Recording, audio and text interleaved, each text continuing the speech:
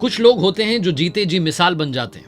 वो जिंदगी में इतना कुछ कर जाते हैं जितना तो लोग सोच भी नहीं पाते, लेकिन फिर भी उनके बारे में ज्यादा बात नहीं होती। क्यों नहीं होती? क्योंकि वो मदद ही क्या जो ढिंढोरा पीट करके की जाए।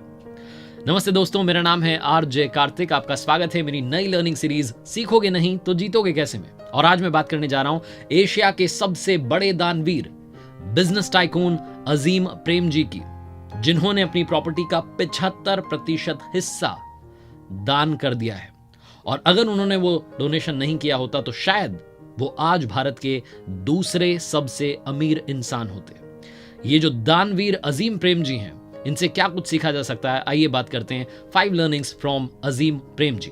लर्निंग नंबर 1, सीखने वाली सबसे पहली बात, अगर आपको कभी ऐसा मौका मिलता है, अवसर आता है, तो जिंदगी के सारथी बनने से पीछे मत हटिएगा, चार्ज ले लीजिएगा। अजीम प्रेमजी की कहानी ऐसे शुरू होती है कि इनके जो फादर साहब थे मोहम्मद हाशिम प्रेमजी, वो भारत के बड़े बिजनेसमैन थे।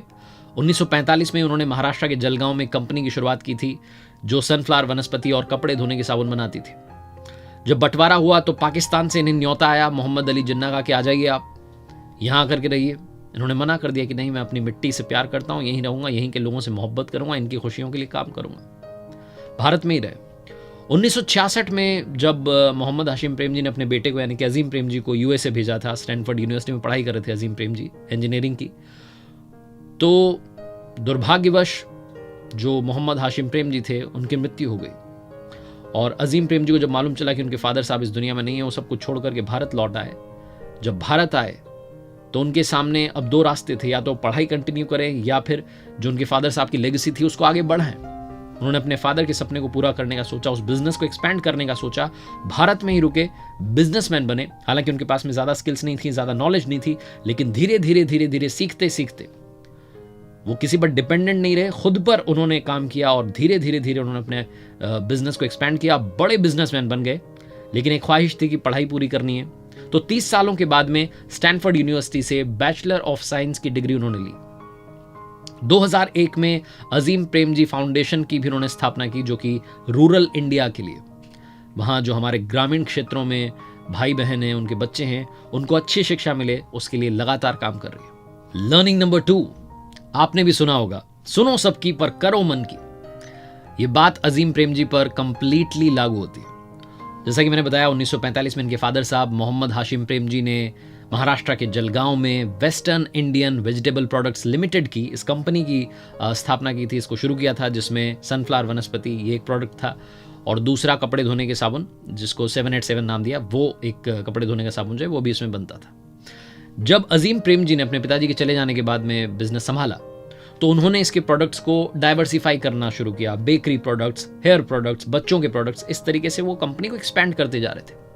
1980 का वो दौर था, 1980 में जब भारत में कंप्यूटर आने लगा था, वो एक दौर बन रहा था, माहौल बन रहा था, भारत में कंप्यूटर इंट्रोड्यूस हो रहा था, बेसिकली आप कह सकते हैं। तो अजीम प्रेमजी ने सोचा कि ये कुछ मजेदार लग रहा है, इसमें हमें हाथ आजमाना चाहिए। जो इनके साथी थे, जो इनकी टीम में थे, उन्होंने कहा अरे नहीं सर, इससे दूर रहिए, रहने दीजिए। वो सुनी सबकी लेकिन की मन की। अजीम प्रेमजी ने हाथ आजमाया। शुरू में इनको लगा कि हमें कंपनी का नाम बदल देना चाहिए क्योंकि अब हम कंप्यूटर्स में आ रहे हैं, तो वो जो western Indian vegetable products limited था उसको बदल करके विप्रो नाम कर दिया कंपनी का। और शुरुआत में हार्डवेयर सॉफ्टवेयर दोनों पर फोकस था, बाद में उन्होंने सिर्फ सॉफ्टवेयर पर फोकस किया, और आज विप्रो भारत की बहुत बड़ी आईटी कंपनी है। और जब बात डाइवर्सिफिकेशन की चली है तो मैं आपसे कहना चाह रहा हूं कि आप भी मार्केट में जो आपका इन्वेस्टमेंट है उसे डाइवर्सिफाई कर सकते हैं। किसके साथ में? क्रिप्टो करेंसीज के साथ में, क्योंकि इस वक्त मार्केट का न्यू ट्रेंड है क्रिप्टो करेंसीज। क्रिप्टो करेंसीज की बात चली है तो आपको बताने जा रहा हूं इंडिया की लीडिंग ऐप के बारे में, जो कि लीडिंग क्रिप्टो करेंसी ऐप है। नाम है coin switch Kuber. Coin switch Kuber के बारे में कमाल की बात यह रही कि पिछले 11 महीने में ही इनके 10 मिलियन से ज्यादा डाउनलोड्स हो चुके हैं, जो कि किसी भी क्रिप्टो करेंसी ऐप के मामले में सबसे ज्यादा है। तो भरपूर प्यार मिल रहा है, भरपूर भरोसा इन्हें मिल रहा है, लोगों का विश्वास इनके साथ है। आप 75 से ज्यादा क्रिप्टो करेंसीज में कॉइन स्विच कुबेर के साथ में इन्वेस्ट कर सकते हैं, और सिर्फ 100 रुपए से आप अपनी जर्नी की शुरुआत कर सकते हैं, जिसमें भी आपको 50 रुपए तो साइन अप पर और रेफरल पर मिलने वाले हैं। जो डाउनलोड लिंक है वो आपको डिस्क्रिप्शन में मिल जाएगा। कॉइन स्विच कुबेर के साथ में अपने इन्वेस्टमेंट को डाइवर्सिफाई कीजिए और इन्वेस्टमेंट कीजिए क्रिप्टो करेंसीज में पूरे भरोसे के साथ। लर्निंग नंबर 3, हम्बलनेस हमेशा जिंदगी में बनाए रखिए, विनम्र बने रहिए। आप कितने अच्छे इंसान हैं ये आपका बैंक बैलेंस नहीं बताता है, आपके पास में कितने पैसे से पता नहीं चलता है। आप कितने प्यार से लोगों के साथ में पेश आते हैं, कितना अच्छा आपका व्यवहार है, ये बताता है कि आप कितने अच्छे इंसान हैं। अजीम प्रेमजी के बारे में, उनकी वर्थ के बारे में अगर मैं बात करता हूं, उनकी प्रॉपर्टी के बारे में बात करता हूं, 1120 करोड़ यूएस डॉलर्स लगभग, ये उनकी संपत्ति है। उसके बाद में भी विनम्रता में कहीं कोई कमी नहीं है। वो जब भी फ्लाइट में ट्रैवल करते हैं, प्लेन में होते हैं, इकोनॉमी क्लास में ट्रैवल करते हैं, कभी जाते थे कंपनी के काम से तो बड़ी बड़ी होटल्स में रहना पसंद नहीं करते थे, बल्कि जो कंपनी का गेस्ट हाउस है वहां जाकर के रुकना पसंद करते थे। अजीम प्रेमजी ने कभी भी फालतू खर्चा नहीं किया शॉपिंग पर, महंगे कपड़े पहनना उन्हें पसंद नहीं है।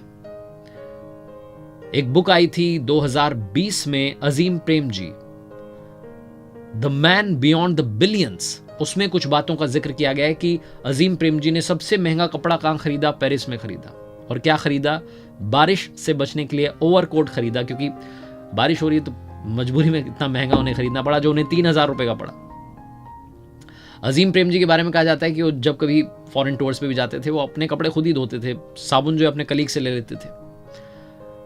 एक बार उनकी विप्रो के जो उनके प्रेसिडेंट थे सुदीप नंदी साहब, उन्होंने पूछ लिया था कि सर आप ये खुद ही कपड़े धो रहे हैं, मतलब ऐसा क्यों, आप तो इतनी बड़ी पोजीशन पर हैं। वो तो अजीम प्रेमजी ने उनको कहा था कि मैं यहाँ लॉन्ड्री में धुलवा तो लूंगा कपड़े को, लेकिन लॉन्ड्री का जो बिल है वो कपड़े के कीमत से ज्यादा आ जाएगा, तो इसलिए मुझे ये कपड़े खुद ही धोना पसंद है, मैं जिंदगी में जमीन से जुड़े रहना पसंद करता हूं। अजीम प्रेमजी को 2005 में भारत सरकार ने पद्मश्री से नवाजा है। बहुत सारा प्यार भारत की जनता उनको करती है, क्योंकि भारत की जनता के लिए उन्होंने काफी कुछ किया है। आइए अब उसके बारे में बात करते हैं। आपके साथ में भी कई बार हुआ होगा कि आपको ऐसा लगा होगा कि मैं छोटी पोजीशन पर हूं, मेरे साथ में भेदभाव किया जा रहा है। काफी बार आपने भी देखा होगा कि जो बड़ी कंपनीज में बड़ी पोजीशन पर लोग होते हैं, थोड़े अमीर हो जाते हैं लोग, उनके अंदर पता नहीं क्या आ जाता है, उसको क्या कहते हैं मुझे नहीं पता। लर्निंग नंबर 4 है, हर इंसान है समान। अजीम प्रेमजी के जीवन की घटना है। वो जब ऑफिस जाते थे और जहां पर वो अपनी गाड़ी पार्क करते थे, विप्रो कंपनी में पार्किंग जहां थी, तो एक दिन विप्रो के कर्मचारी ने, जहां अजीम प्रेमजी अपनी गाड़ी पार्क करते थे, उस जगह पर उसने अपनी गाड़ी पार्क कर दी। ये बात जब कंपनी के अधिकारियों को पता चली तो उन्होंने एक सर्कुलर निकाल दिया कि भैया ये जगह जो है अजीम प्रेमजी की है, ये उनका पार्किंग स्पेस है, इसमें किसी और की गाड़ी पार्क नहीं होगी। लोगों को समझ में आ गया कि यहाँ गाड़ी पार्क नहीं करनी है। लेकिन ये बात जब अजीम प्रेमजी को पता चली तो उन्होंने जवाब दिया कि हमारे यहां पर कोई भी कहीं भी अपनी गाड़ी पार्क कर सकता है अगर जगह खाली है तो। मुझे अगर जगह चाहिए, मुझे अगर वही जगह चाहिए तो मुझे ऑफिस जल्दी आना होगा। उनके लिए हर एम्प्लॉय, हर इंसान समान है और इसी समानता के भाव के साथ वो जिंदगी में आगे बढ़ते हैं। एक और मजेदार किस्सा है कि जब इनके फादर साहब मोहम्मद हाशिम प्रेमजी को न्योता आया था पाकिस्तान से, मोहम्मद अली जिन्ना ने बुलाया था, तो ऐसा ही न्योता नहीं था कि यहां जाओ, न्योता यह था कि आप यहां जाओ और यहां के फाइनेंस मिनिस्टर बन जाओ। उन्होंने कहा नहीं, मैं भारत में अपनी मिट्टी से जुड़ा रहना पसंद करना चाहता हूं, यहीं रहूंगा, यहीं के लोगों के लिए काम करता रहूंगा। 5वीं सबसे बड़ी बात जो सीखने वाली है, वो कहते हैं ना, जो लिया यहीं से लिया, जो दिया यहीं को दिया, तेरा तुझको अर्पण क्या लागे मेरा। ये जो बात है अजीम प्रेमजी ने बहुत अच्छे से समझ ली अपने जीवन में। वो अपनी वैल्यूज को नहीं भूले। यही लर्निंग नंबर 5 है।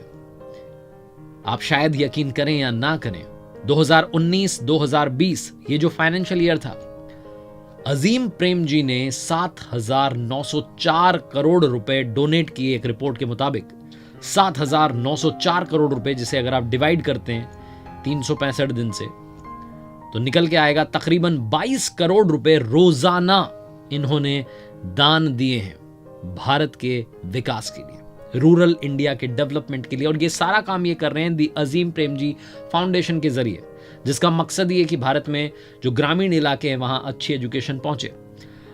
अजीम प्रेमजी की जो फाउंडेशन है उसने 1000 करोड़ रुपए का पहले भी डोनेशन दिया जब कोविड आया, और बाद में वैक्सीनेशन की जब ड्राइव आई तब भी उन्होंने 1000 करोड़ रुपए का लगभग डोनेशन दिया है। लगातार उनकी ये कोशिश रहती है, उनका ये प्रयास रहता है कि हर चेहरे पर मुस्कान बरकरार रहे। अजीम प्रेमजी साहब की इस वक्त जो प्रॉपर्टी है तकरीबन 6.6 अरब डॉलर से। एक्सपर्ट्स कहते हैं कि अगर इन्होंने अपनी प्रॉपर्टी का 75% हिस्सा दान नहीं किया होता ना, तो आज ये भारत के दूसरे सबसे अमीर इंसान होते। लेकिन अजीम प्रेम जी एक अलग मिशन पर निकले हैं, इस दुनिया को बेहतर बनाने का मिशन। जैसा मैंने बताया कि उन्होंने ना जाने कितने रुपए अब तक डोनेट कर दिए हैं हमारे भारत को अच्छा भारत बनाने के लिए। भारत के सबसे बड़े दानवीर अजीम प्रेम जी ने 3 कमाल की बातें कही हैं। पहली, यदि लोग आपके लक्ष्य पर नहीं हंस रहे हैं तो इसका मतलब है कि आपका लक्ष्य बड़ा छोटा है।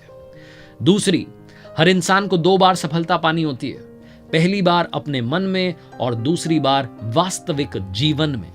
और तीसरी, कभी कभी आप जिंदगी में इतना हासिल कर लेते हैं कि आपको खुद से लगने लगता है कि क्या मैं इसके काबिल भी हूं या नहीं। अजीम प्रेम जी को बारंबार प्रणाम है, वो जो काम कर रहे हैं उसके लिए उन्हें दिल से सलाम है।